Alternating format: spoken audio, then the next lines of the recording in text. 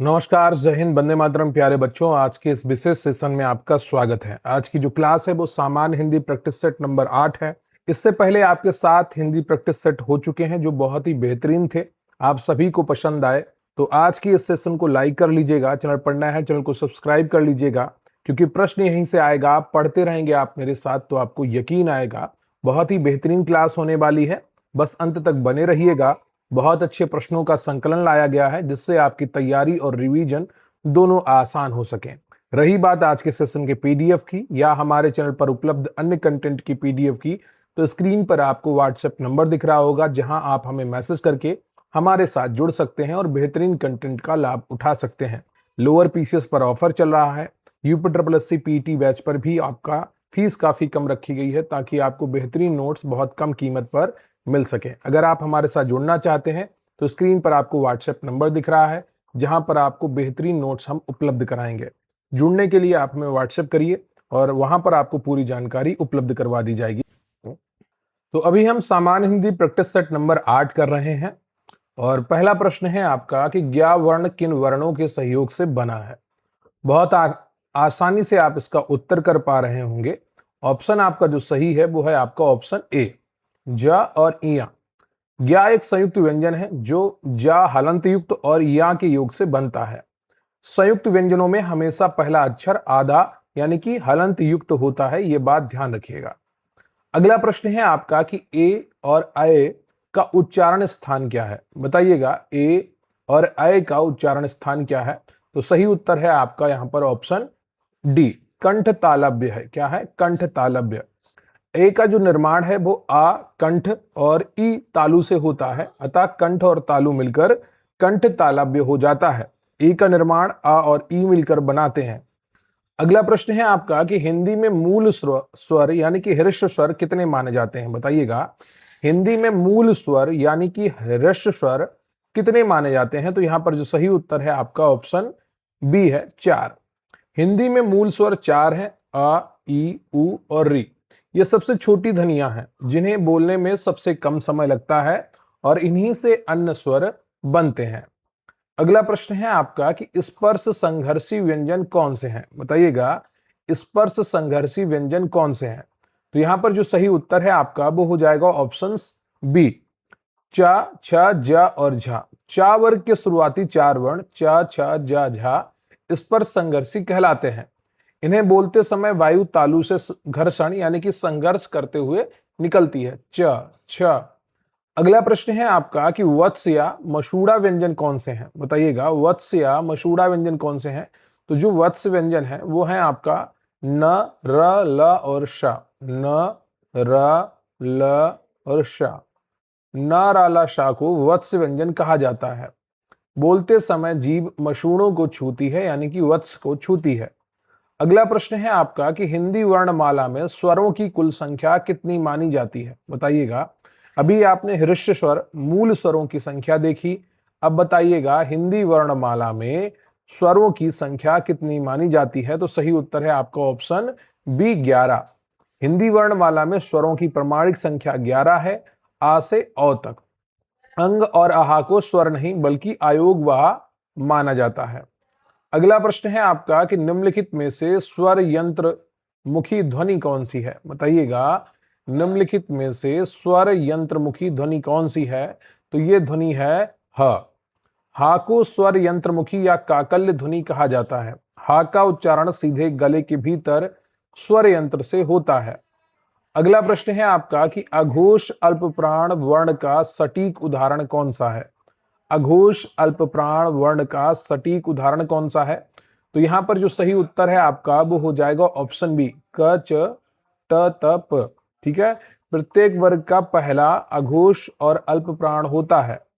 पहला वर्ण अघोष, ठीक है, 1 और 2 भी है और अल्पप्राण 1, 3, 5 भी है। ठीक है, तो अघोष जो है वो 12 होता है, महाप्राण 24 होता है। ये ट्रिक याद रखिएगा, अघोष 12, महाप्राण 24। तो इससे क्या होगा, आप बहुत आसानी से अंतर कर पाएंगे।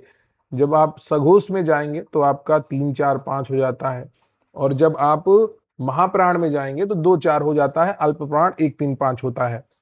अगला प्रश्न है आपका कि सघोष महाप्राण वर्ण का सटीक उदाहरण है।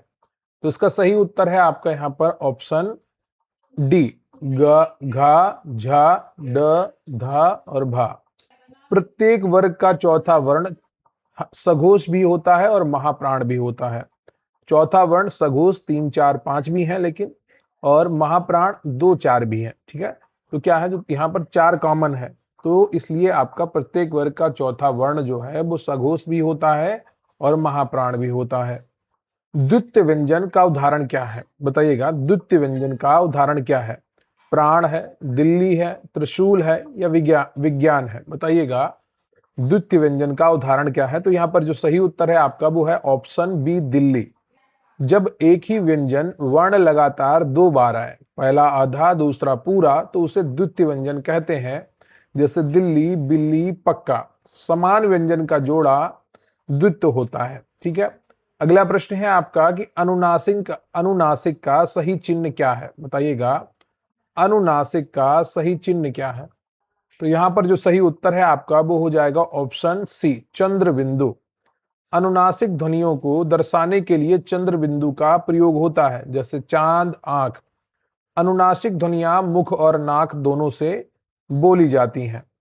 अगला प्रश्न है आपका कि हिंदी में व्यंजन मुख्य रूप से कितने प्रकार के होते हैं? हिंदी में व्यंजन मुख्य रूप से कितने प्रकार के होते हैं? तो ये होते हैं 3 प्रकार के। व्यंजन मुख्य रूप से 3 प्रकार के होते हैं, स्पर्श 25, अंतस्थ 4 और ऊष्म 4। व्यंजनों की कुल मूल संख्या 33 है, 25 + 4 + 4। ठीक है, तो जो स्पर्श व्यंजन है वो 25 है, अंत्यस्थ 4 है और ऊष्म 4 है, तो इनको मिलाकर व्यंजनों की कुल संख्या 33 हो जाती है। अगला प्रश्न है आपका कि ताड़न जात व्यंजन किसे कहते हैं, बताइएगा। ताड़न जात व्यंजन किसे कहते हैं? संयुक्त व्यंजन को, ऊष्म व्यंजन को, उत्क्षिप्त व्यंजनों को या नासिक व्यंजनों को? तो यहाँ पर जो सही उत्तर है आपका वो हो जाएगा ऑप्शन सी, उत्क्षिप्त व्यंजन जो होते हैं ढ और ढा, इन्हें क्या कहते हैं? ताड़न जात। ताड़न जात का अर्थ होता है फेंका हुआ। इन्हें बोलते समय जीभ ऊपर से झटके से नीचे आती है। अगला प्रश्न है आपका कि अयोग वहा में अनुस्वार का उच्चारण स्थान क्या है, बताइएगा। अयोग वहा में अनुस्वार का उच्चारण स्थान क्या है? तो यहाँ पर जो सही उत्तर है आपका वो हो जाएगा ऑप्शन बी, नासिका। अनुस्वार का उच्चारण पूरी तरह से नासिका से होता है। अनुस्वार को बोलते समय हवा केवल नाक से निकलती है, मुख से नहीं। अगला प्रश्न है आपका कि हलंत का प्रयोग क्यों किया जाता है? स्वर को दर्शाने के लिए, व्यंजन को स्वर रहित दिखाने के लिए, शब्द को बहुवचन बनाने के लिए, वाक्य समाप्त करने के लिए। तो इसका जो सही उत्तर है आपका वो हो जाएगा ऑप्शन बी, व्यंजन को स्वर रहित दिखाने के लिए। जिस व्यंजन में स्वर आ नहीं मिला होता है उसके नीचे हलंत लगाया जाता है, जैसे क, त। हलंत आधा अक्षर स्वर विहीन होता है।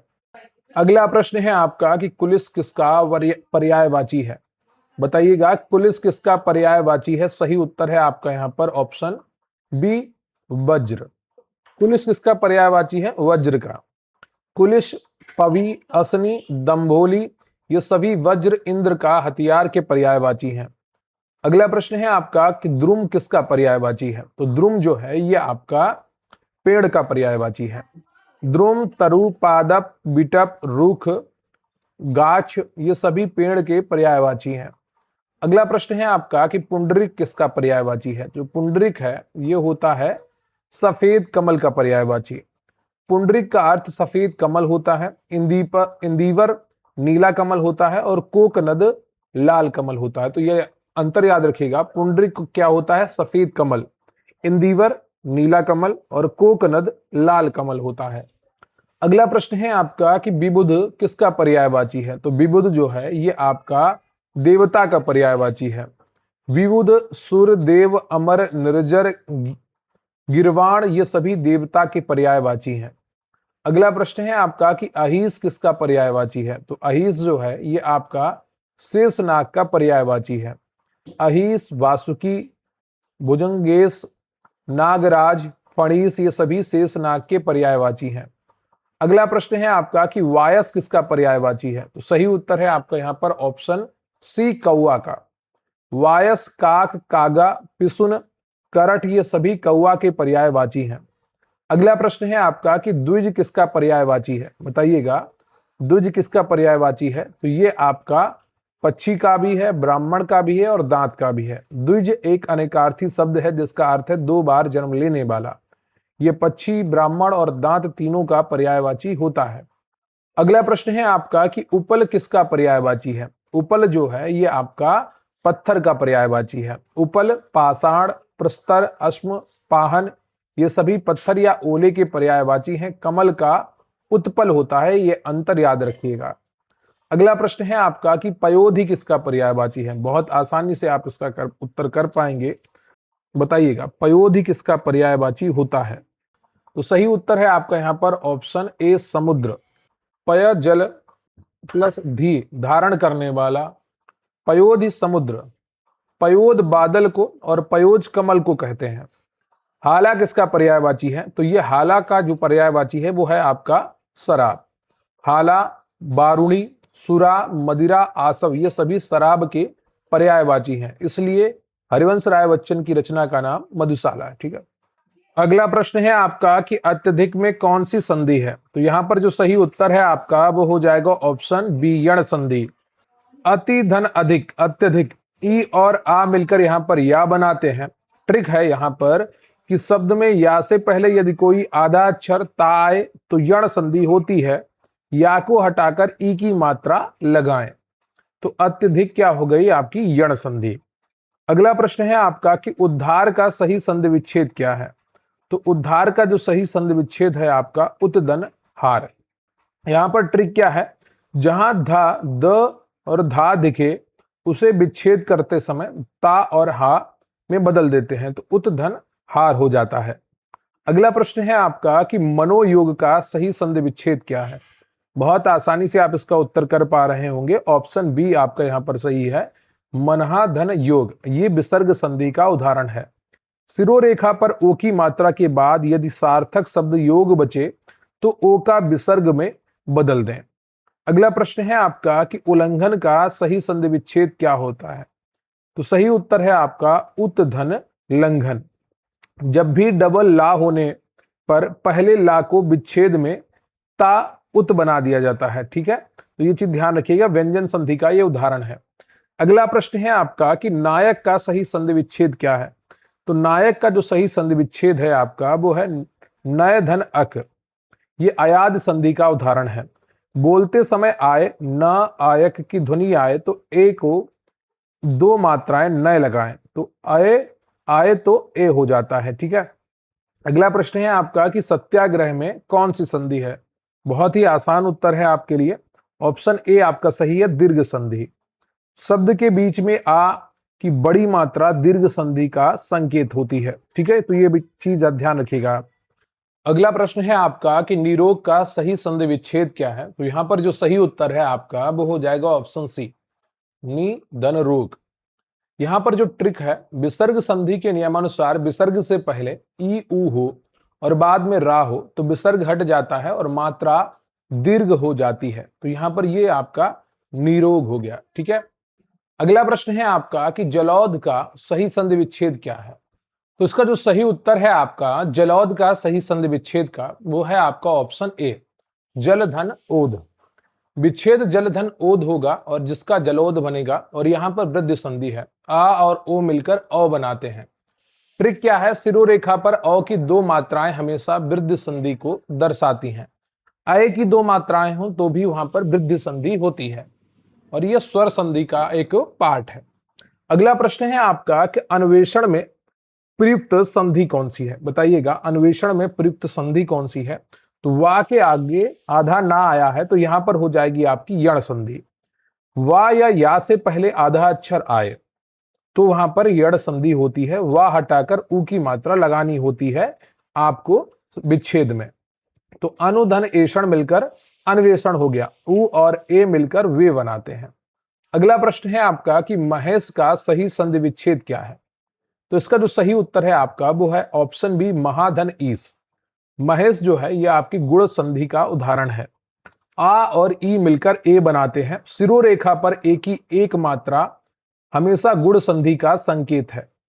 अगला प्रश्न है आपका कि मैं खेल कर सो गया, वाक्य में खेल कर कैसी क्रिया है? तो इसका सही उत्तर है आपका ऑप्शन सी, पूर्वकालिक क्रिया है। जब कर्ता एक कार्य समाप्त करके तुरंत दूसरा कार्य करे तो पहली क्रिया कर जुड़ी हुई पूर्वकालिक क्रिया कहलाती है। अगला प्रश्न है आपका कि मां बच्चे को नौकरानी से नहलवाती है, वाक्य में नहलवाती कैसी क्रिया है? तो ये आपकी प्रेरणार्थक क्रिया है। ठीक है, बी ऑप्शन आपका सही है। जब कर्ता मां स्वयं कार्य न करके किसी अन्य यानी कि नौकरानी को प्रेरणा देकर कार्य करवाए तो वह प्रेरणार्थक क्रिया होती है। अगला प्रश्न है आपका कि राधा ने पुस्तक पढ़ ली है, वाक्य में कौन सी क्रिया है? नाम धातु, पूर्वकालिक, संयुक्त क्रिया, अकर्मक क्रिया।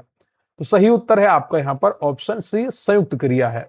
जब दो अलग अलग क्रियाएं पढ़ना और लेना मिलकर एक पूर्ण अर्थ दें, पढ़ ली, तो यह संयुक्त क्रिया कहलाती है। चिड़िया दाना चुगती है, वाक्य में क्रिया का प्रकार बताइए। अकर्मक है, सकर्मक है, द्विकर्मक है, अपूर्ण है।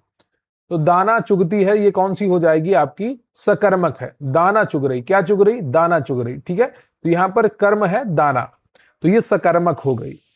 अगला प्रश्न है आपका कि राम धीरे धीरे चलता है, वाक्य में चलता है कैसी क्रिया है? तो ये आपकी अकर्मक क्रिया है। क्या चलता है? आप उत्तर नहीं दे पाएंगे। जैसे ही प्रश्न करेंगे क्या चलता है, उत्तर नहीं दे पाएंगे। चलना एक स्वाभाविक क्रिया है जिसका फल कर्ता पर पड़ता है, राम पर। धीरे धीरे कर्म नहीं बल्कि रीतिवाचक क्रिया विशेषण है, अतः यह अकर्मक क्रिया है। अगला प्रश्न है आपका कि शिक्षक ने विद्यार्थी को पाठ पढ़ाया, वाक्य में क्रिया कौन सी है? शिक्षक ने विद्यार्थी को पाठ पढ़ाया, तो यहां पर क्या है? पाठ पढ़ाया। तो सही उत्तर है आपका यहां पर ऑप्शन बी, द्विकर्मक क्रिया। यहां दो कर्म है, विद्यार्थी को प्राणीवाचक गौण कर्म और पाठ अप्राणीवाचक मुख्य कर्म, अतः यह द्विकर्मक क्रिया है। अगला प्रश्न है आपका कि रोगी खा नहीं सकता, वाक्य में सकता क्या है? बताइएगा। रोगी खा नहीं सकता, वाक्य में सकता क्या है? तो सही उत्तर है आपका ऑप्शन सी, सहायक क्रिया है। खाना मुख्य क्रिया है और सकना या सकता उसके अर्थ को पूरा करने में मदद कर रही है, अतः यह सहायक संज्ञक क्रिया है। अगला प्रश्न है आपका कि झुठलाना बतियाना किस प्रकार की क्रिया के उदाहरण है? तो ये आपके नाम धातु क्रिया के उदाहरण है। झूठ संज्ञा से झुठलाना, बात संज्ञा से बतियाना, संज्ञा सर्वनाम विशेषण से बनने वाली क्रियाएं नाम धातु क्रियाएं कहलाती हैं। अगला प्रश्न है आपका कि जहां क्रिया के व्यापार का फल कर्म पर पड़े उसे क्या कहते हैं? तो उसे कहते हैं हम सकर्मक क्रिया। क्रिया का फल कर्ता पर पड़े तो अकर्मक और कर्म पर पड़े तो सकर्मक क्रिया होती है। अगला प्रश्न है आपका का तुम खाते ही सो गए, वाक्य में खाते ही क्या है? तो वाक्य में खाते ही तात्कालिक कृदंत है। जब एक काम होते ही तत्काल दूसरा काम हो ते ही लगा हो तो उसे तात्कालिक कृदंत कहा जाता है।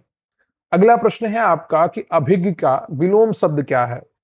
तो सही उत्तर है आपका यहां पर ऑप्शन अनभिज्ञ। क्या है? अनभिज्ञ है। अभिज्ञ जानने वाला समझदार का सटीक विलोम अनभिज्ञ या यज्ञ अज्ञ ना जानने वाला होता है। अगला प्रश्न है आपका कि उग्र का विलोम शब्द है। तो उग्र का जो विलोम शब्द है वो होता है आपका सौम्य। उग्र यानी कि तेज या क्रोधी स्वभाव वाला का सटीक विलोम सौम्य शांत मधुर स्वभाव वाला होता है, तीव्र का मंद होता है। अगला प्रश्न है आपका कि कृतज्ञ का सही विलोम शब्द क्या है? कृतज्ञ का सही विलोम शब्द है कृतघ्न। ठीक है, कृतज्ञ यानी कि किए गए उपकार को मानने वाला का सटीक विलोम कृतघ्न होता है, उपकार को ना मानने वाला। अगला प्रश्न है आपका जटिल का विलोम शब्द क्या है? तो जटिल का विलोम शब्द जो है वो है आपका सरल। जटिल यानी कि कठिन उलझा हुआ और इसका जो विलोम होता है वो सरल आसान होता है। कुटिल का विलोम भी सरल ऋजु होता है। अगला प्रश्न है आपका तिमिर का विलोम शब्द क्या है? तिमिर का विलोम शब्द क्या होगा? आलोक होगा। तिमिर यानी कि अंधकार, डार्कनेस का सटीक विलोम आलोक या प्रकाश होता है। अगला प्रश्न है आपका कि नीरस का विलोम शब्द क्या है? तो सही उत्तर है आपका ऑप्शन बी, सरस। नीरस जिसमें कोई रस या आनंद ना हो का सटीक विलोम सरस, रस युक्त आनंद दायक होता है। अगला प्रश्न है आपका कि पुरस्कार का विलोम शब्द क्या होगा? तो पुरस्कार का जो विलोम शब्द है आपका वो तिरस्कार होता है। पुरस्कार इनाम सम्मान का सटीक विलोम तिरस्कार, अपमान या दंड होता है। अगला प्रश्न है आपका कि मृदुल का सही विलोम शब्द क्या है? तो मृदुल का सही विलोम जो है वो है आपका रूक्ष। मृदुल यानी कि कोमल या मधुर का सटीक विलोम रुक्ष होता है, यानी कि रूखा या कठोर होता है। रुक्ष होता है या रूखा, ठीक है, रुक्ष या रूखा। अगला प्रश्न है आपका कि श्लाघा का विलोम शब्द क्या है? तो श्लाघा जो है इसका विलोम शब्द होता है निंदा। श्लाघा का अर्थ प्रशंसा या तारीफ होता है। इसका सटीक विलोम निंदा, बुराई, अपमान होता है। अगला प्रश्न है आपका कि संपन्न का विलोम शब्द है। संपन्न का विलोम शब्द होता है विपन्न। संपन्न धन धान्य से युक्त अमीर का सटीक विलोम विपन्न, गरीब कष्ट में होता है, धनी का निर्धन होता है। अगला प्रश्न है आपका कि अंश और अंश शब्द युग्म का सही अर्थ भेद क्या है? जो पहला अंश है इसका अर्थ होता है आपका कंधा, और दूसरा अंश जो है वो है हिस्सा। जो दंत शाह है उसका अर्थ कंधा होता है, और जो तालव्य शाह है उसका अर्थ क्या होता है? हिस्सा होता है, भाग होता है। अगला प्रश्न है आपका कि कपि और कपि का अर्थ क्या है? तो कपि जो है इसका अर्थ बंदर और घृणी होता है। कपि जिसमें ह्रस्व ई है, छोटी ई की मात्रा है, उसका अर्थ बंदर होता है, और जहां पर दीर्घ ई है, बड़ी ई की मात्रा है, वहां पर अर्थ कुएं की घिरनी होती। प्रश्न है आपका कि चीर और चिर का सही अर्थ भेद क्या है? तो सही उत्तर है आपका यहाँ पर ऑप्शन बी, कपड़ा और बहुत समय। जो दीर्घ ई का अर्थ जो होता है चीर, वो उसका अर्थ होता है कपड़ा या वस्त्र, जैसे चीर हरण। और चिर जो है जिसमें ह्रस्व ई का अर्थ है बहुत समय या चिरकाल। अगला प्रश्न है आपका कि धरा और धारा शब्द युग्म का अर्थ क्या है? तो धरा का अर्थ होता है पृथ्वी, और धारा का अर्थ होता है प्रवाह। यहां पर आपका ऑप्शन बी सही हो जाएगा। अगला प्रश्न है आपका कि नीड़ और नीर का सही अर्थ क्या है? बहुत आसान है आपके लिए उत्तर देना। ए ऑप्शन, नीड़ का अर्थ घोंसला और नीर का अर्थ जल। अगला प्रश्न है आपका कि प्रणय और परिणय का अर्थ भेद है। तो प्रणय और परिणय का अर्थ भेद क्या हो जाएगा? प्रेम और विवाह। प्रणय का अर्थ प्रेम या अनुराग होता है, परिणय का अर्थ विवाह होता है, जैसे परिणय सूत्र।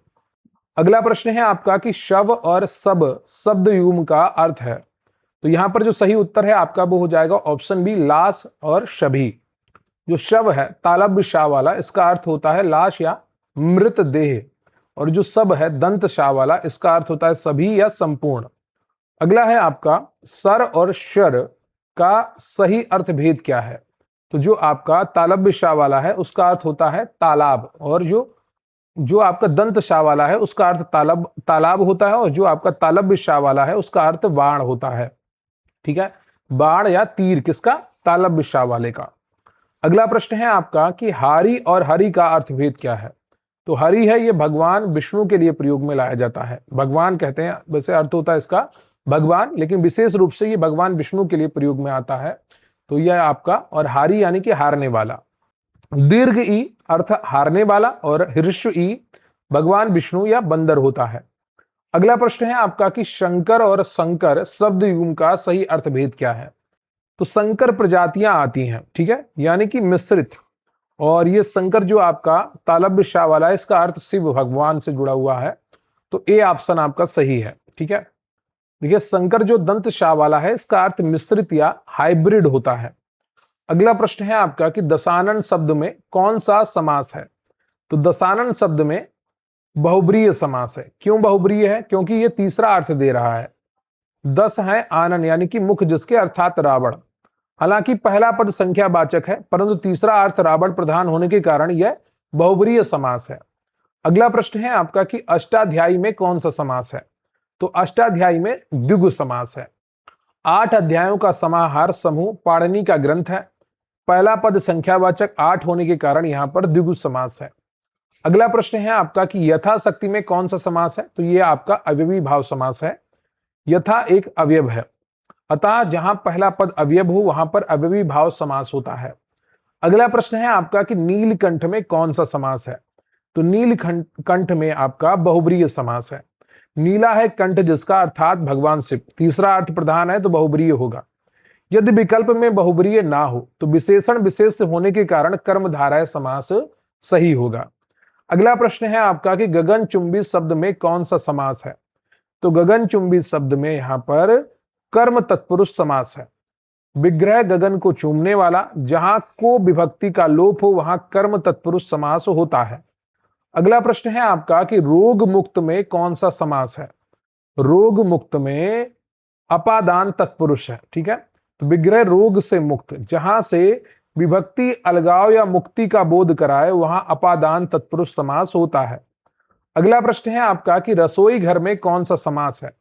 तो ये होता है आपका संप्रदान तत्पुरुष। रसोई के लिए, घर के लिए विभक्ति का लोप होने के कारण यहां पर संप्रदान तत्पुरुष होगा। अगला प्रश्न है आपका कि राजपुत्र में कौन सा समास है?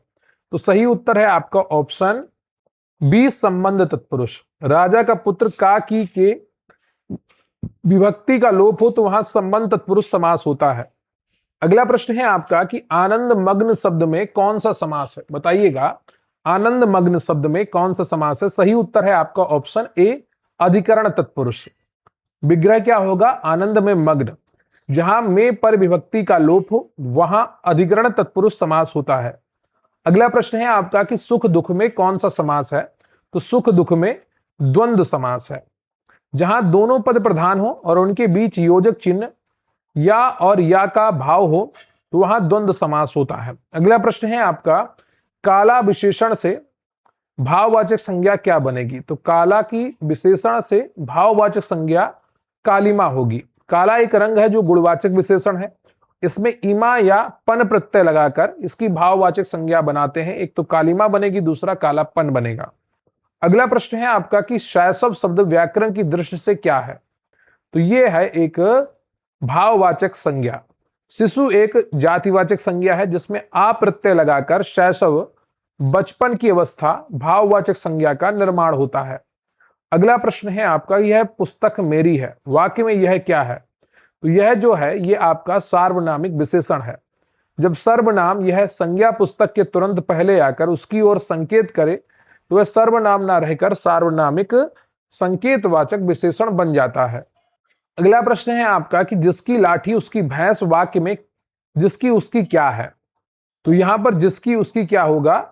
संबंधवाचक सर्वनाम। जो सो, जिसकी उसकी, जैसा वैसा आदि सर्वनाम वाक्यों में परस्पर संबंध जोड़ते हैं, अतः यह संबंधवाचक सर्वनाम है।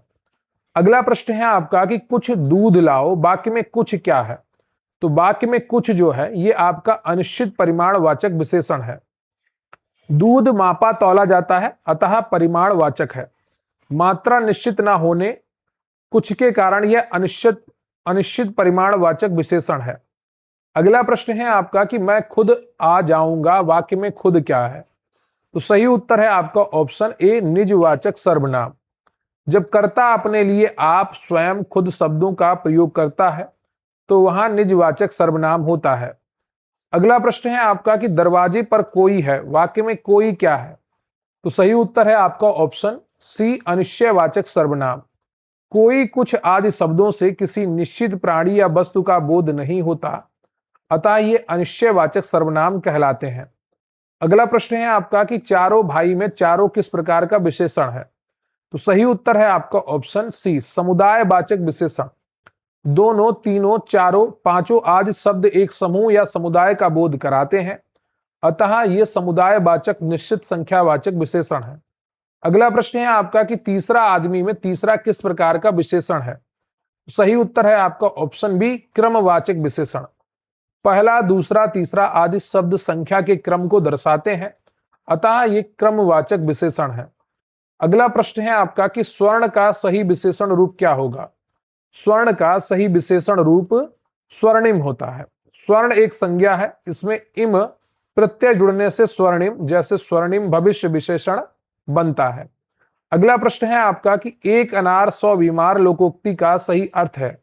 तो सही उत्तर है आपका ऑप्शन बी, वस्तु कम मांग अधिक। जब वस्तु चीज की पूर्ति बहुत कम हो, उसके चाहने वाले मांग बहुत अधिक हो, तब इसे लोकोक्ति का प्रयोग होता है। अगला प्रश्न है आपका कि अंधों में काना राजा लोकोक्ति का अर्थ क्या है? तो सही उत्तर है आपका मूर्खों के बीच थोड़ा समझदार व्यक्ति। जहां सभी लोग बिल्कुल मूर्ख या अज्ञानी हो, वहां थोड़े से ज्ञान वाले व्यक्ति को भी बहुत विद्वान माना जाता है। अगला प्रश्न है आपका कि 9-2-11 होना मुहावरे का अर्थ है? तो 9-2-11 होना मुहावरे का अर्थ भाग जाना है। डर कर या छिपकर चुपचाप वहां से भाग जाने के संदर्भ में 9-2-11 होना कहा जाता है। अगला प्रश्न है आपका कि निम्नलिखित में से शुद्ध वाक्य का चयन कीजिए। तो सही उत्तर है आपका ऑप्शन सी, वह दंड का पात्र है। दंड दिया जाता है, लिया नहीं जाता, और व्यक्ति दंड का पात्र होता है, योग्य नहीं, अतः वह दंड का पात्र है, सर्वदा शुद्ध है। अगला प्रश्न है आपका कि निम्नलिखित में शुद्ध वाक्य क्या है। तो सही उत्तर है आपका यहाँ पर ऑप्शन बी, श्री कृष्ण के अनेक नाम है। ठीक है, अनेक अपने आप में बहुवचन होता है, तो अनेकों तो होगा ही नहीं, और बहुवचन के लिए है पर आपको बिंदी लगानी पड़ती है। एक का बहुवचन अनेक होता है। हिंदी व्याकरण में अनेकों शब्द का प्रयोग हमेशा अशुद्ध माना जाता है। अगला प्रश्न है आपका कि कूप शब्द का तद्भव रूप क्या होगा। तो कूप शब्द का तद्भव रूप कुआं होता है, बी ऑप्शन आपका सही है। अगला प्रश्न है आपका कि मक्षिका का तद्भव रूप क्या होगा। मक्षिका का तद्भव रूप मक्खी होता है। ठीक है, मक्षिका तत्सम शब्द है जिसका तद्भव रूप मक्खी होता है। अगला प्रश्न है आपका कि मयूर का तद्भव रूप क्या होगा। तो मयूर का तद्भव रूप मोर होता है। अगला प्रश्न है आपका कि बधू शब्द का सही तद्भव रूप क्या है। तो इसका सही तद्भव रूप बहु होता है, बी ऑप्शन आपका यहाँ पर सही है। अगला प्रश्न है आपका कि हरिद्रा का सही तद्भव रूप क्या होगा। तो हरिद्रा का सही तद्भव रूप हल्दी होता है। हरिद्रा एक संस्कृत तत्सम का शब्द है जिसका तद्भव रूप हल्दी होता है। अगला प्रश्न है आपका कि अनुस्मारक पत्र का दूसरा नाम क्या है। तो अनुस्मारक पत्र यानी कि स्मरण पत्र। जब किसी पत्र का उत्तर नहीं आता तो याद दिलाने के लिए अनुस्मारक भेजा जाता है, इसे स्मरण पत्र भी कहते हैं। अगला प्रश्न है आपका कि सरकारी पत्रों में प्रेषिती का अर्थ क्या होता है। तो प्रेषिती का अर्थ होता है यहाँ पर पत्र प्राप्त करने वाला। प्रेषक का अर्थ पत्र भेजने वाला होता है, जबकि प्रेषिती का अर्थ वह व्यक्ति जो या अधिकारी होता है जिससे पत्र भेजा या प्राप्त हो रहा है। अगला प्रश्न है आपका कि जो पत्र व्यक्तिगत, आत्मीय और मैत्रीपूर्ण शैली में लिखा जाता है उसे क्या कहते हैं। तो उसे कहते हैं अर्धशासकीय पत्र। अर्धशासकीय पत्र एक अधिकारी द्वारा दूसरे को व्यक्तिगत ध्यान आकर्षित करने के लिए लिखा जाता है, अतः इसकी भाषा आत्मीय होती है। अगला प्रश्न है आपका कि जब कोई सरकारी आदेश या सूचना सभी कार्यालयों को एक साथ भेजी जाए तो उसे क्या कहते हैं। तो उसे कहते हैं परिपत्र। ठीक है, एक ही पत्र जब अनेक प्रेषितियों, विभागों, अधिकारियों को एक साथ भेजा जाता है तो उसे परिपत्र या गस्ती पत्र कहते हैं। अगला प्रश्न है आपका कि कार्यालय आदेश किस पुरुष में लिखा जाता है। तो ऑफिस ऑर्डर जो होता है ये आपका अन्य पुरुष वह वे यह में लिखा जाता है। कार्यालय आदेश हमेशा अन्य पुरुष शैली में लिखा जाता है। इसमें संबोधन महोदय और स्वनिर्देश भवदीय का प्रयोग नहीं होता है। तो आज का ये सेशन आपका कंप्लीट होता है और ये मॉक टेस्ट नंबर आपका 8 था। वीडियो को लाइक कर लीजिएगा, चैनल पर नया है चैनल को सब्सक्राइब कर लीजिएगा और कमेंट करके बताइएगा कि 100 प्रश्नों में से आपके कितने प्रश्न सही हुए। प्रयास किया गया है कि रिपीटेड क्वेश्चन ना हो, अगर फिर भी 1-2 हुए हैं तो उसके लिए आप एडजस्ट करिएगा और अच्छे से तैयारी करने के लिए अच्छे प्रश्नों का रिवीजन करते रहिए। उन प्रश्नों का रिवीजन करिए जो बार बार परीक्षाओं में रिपीट होते हैं और अपने दोस्तों के साथ भी वीडियो शेयर करिएगा। कमेंट बॉक्स में जब आप जाएं तो वहां पर वीडियो हाइप का ऑप्शन होता है, तो वीडियो को हाइप भी कर दीजिएगा और हमारा अच्छा कंटेंट और आपके अच्छे कमेंट दोनों मिलेंगे तो बात बन जाएगी। और रही बात आज के सेशन की पीडीएफ की, तो स्क्रीन पर आपको व्हाट्सएप नंबर दिख रहा होगा जहां पर आप हमें मैसेज करके हमारे साथ जुड़ सकते हैं और बेहतरीन कंटेंट का लाभ उठा सकते हैं। लोअर पीसीएस पर ऑफर चल रहा है, उसका भी लाभ उठाइए। और रही बात आपको UPSSC PT बैच की, जिसमें हम आपको बहुत अच्छा कंटेंट उपलब्ध कराने वाले हैं और 10 सितंबर तक आपको पूरे संपूर्ण सिलेबस का पूरा कंटेंट हम उपलब्ध करवा देंगे, जिसे आप 8 से 10 बार अपने एग्जाम से पहले रिवाइज कर लेंगे। ये मेरा आपको वादा रहने वाला है। तो अगर आप भी हमारे साथ जुड़ना चाहते हैं तो स्क्रीन पर आपको व्हाट्सएप नंबर दिख रहा होगा जहां पर आप हमें मैसेज करके हमारे साथ जुड़ सकते हैं और बेहतरीन कंटेंट का लाभ उठा सकते हैं। आज के लिए बस इतना ही, मिलेंगे नेक्स्ट सेशन में, तब तक के लिए जय हिंद जय भारत।